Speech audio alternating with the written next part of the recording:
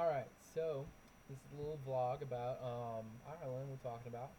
And this is kind of a compiled information about the pros and cons and a little bit of what would happen, if you decided to move.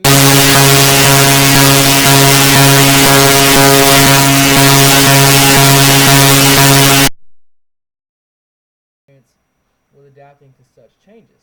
So while there may be some ghost estates and an incredibly tough job market, the people, the culture, the lifestyle, here they really kind of outweigh many of the life's difficulties in a sense. In the end, this is Ireland. It's really a beautiful place to live. So I'm gonna work on some of the things that were compiled and pro available for any budgets. Okay, depending on how much you can afford per week or month, you will be able to find it. There are plenty of websites available that advertise local housing in Ireland. If you need a townhouse for your family or just a room in the share your house, um, I'm pretty sure it's available. Determining where you want to live is kind of the hard part. Um, Finding suitable accommodation for your budget is typically easy. Most places come furnished, including couches, tables, um, dressers, and usually new mattresses. Okay, and one of the cons about that is a ghost estate's cheap rent far from transport. During the final years of the Celtic Tiger, new residential and commercial property began developing all over the country. As the recession came on, the cranes that once littered the skyline were coming down just as quickly as they went up. Now all these townhouses and properties are available, but no one can. Sorry, it's computer. But no one can afford to buy them. Some of these properties have taken on the term ghost estates, as you may have noticed that only resident in cul-de-sac of 20 houses. Not sure if that really made a ton of sense. So if you're getting any unavailable price on a house, there may be a reason. Make sure you do a little bit of research on it. It really helps. If you're renting, take a good look at how to close the public transport you are, how close to the area. The better the price, the farther you usually are from public transport in Ireland. All right, culture shock. Proximity, pro, to Europe. If you want to branch out and view the Europe has to offer, Ireland is a perfect launching pad, honestly, for traveling. In 2 hours, you could be in Barcelona, Rome in 3 hours, and if you really like a short hop, the UK is hardly 45 minutes away. I mean, I mean it's pretty solid, honestly. It's pretty cool. Um, it's pretty amazing when you get to tell people I'm spending the weekend in Paris. I mean, that's pretty cool, honestly. Like, I'll be down for that one day. If the reason for your move or your trip is to visit other cultures, this is a good place to start. Okay, if you're trying to branch out to New Zealand or Iceland or anything like that, it's a really good starting point. I've heard. After all, I mean, it is the closest, one of the closest European countries to the U.S. So, one of the other cons, is there is a reason the Irish say you can see every season in a day. It is because of Ireland's size and location in the middle of the Atlantic, which means the weather can be very numerous times in a day. It can be sunny, rainy, or a mixture of both. There is a weather condition here referred to as Irish by the Irish as sun showers. When it's sunny and raining at the same time, that doesn't sound really pleasing at all, but hey, it's Ireland. It's awesome.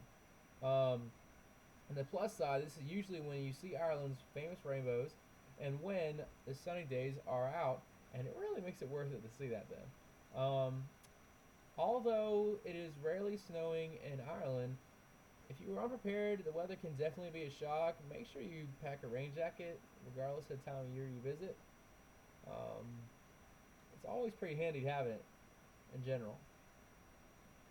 Now, if you are working or doing business in Ireland, by law, if you work full time in Ireland, you are entitled to 20 days holiday. This, believe it or not, is pretty much standard depending on the country. You can't get away on not going on holidays as it's law. Most employers will also award extra vacation days for the longer you are in employment. A little bonus every single year. Um, The other con is the um, the EU, Europe, and everything else and such. The UK has really plunged into a serious financial crisis right now. Ireland is part of the EU and therefore can't escape this. Unemployment is high, redundancies are common, being in the papers, and job competition is unbelievable. If you're coming here for a holiday, make sure you have the funds prepared. At the moment, the U.S. dollar is trading stronger against the euro than it has in a long time. Um, so this will be a benefit to those coming from the states. If you're looking for work, be prepared for some very stiff competition. It could be a little bit rough. Unfortunately, another con is the cost of living. Everything is in a euro. Unemployment is high, and the government seems to take more each year. Naturally, the farther you travel from Dublin, the more you will get for the euro in your pocket. Um, Here's a good pro for this case. It's safe, much less gun crime. Ireland is very safe. Guns are illegal unless you have your own farm. And then you can only obtain a gun suitable for a farm. Naturally, there are some smuggled in, and you read about the shootings every now and then that really get hopped up by the media. Compared to the U.S., gun crime is near non existent, and the annual crime statistics released by the Central Statistics Office, the CSO, backs this up. However, like anywhere, there are some bad areas and trouble if you want to find it, which hoping you don't. Anyway, here's a little con for this, is there are some less police. There is not a large visible police presence, and the response times when they are needed can be slow. Police do patrol the bad areas, and they have a knack of arriving when they are absolutely needed, as if they were summoned from thin air. So, just beware. Um, Healthcare is accessible. There are waiting lists and the A&E delays. Um, Lifestyle in Ireland is pubs, and more pubs. So if you're a raging alcoholic, there isn't that. Isn't really much of a social scene without alcohol. So if you're not really a heavy drinker or anything, it may not be a smart idea. Um, One of the good things about Ireland, if you are traveling, is that cheap rental cars and there are plenty of public transportation. The thing is also delays and expensive fuel. You got to really take in a lot of things. But collectively, Ireland is a pretty cool place as long as you do your research and really think things through and everything else. It is a good starting point if you want to start traveling around the world and everything. So, I mean, all in all, Ireland's awesome. I really don't know much more to say about it. So, hope you enjoy.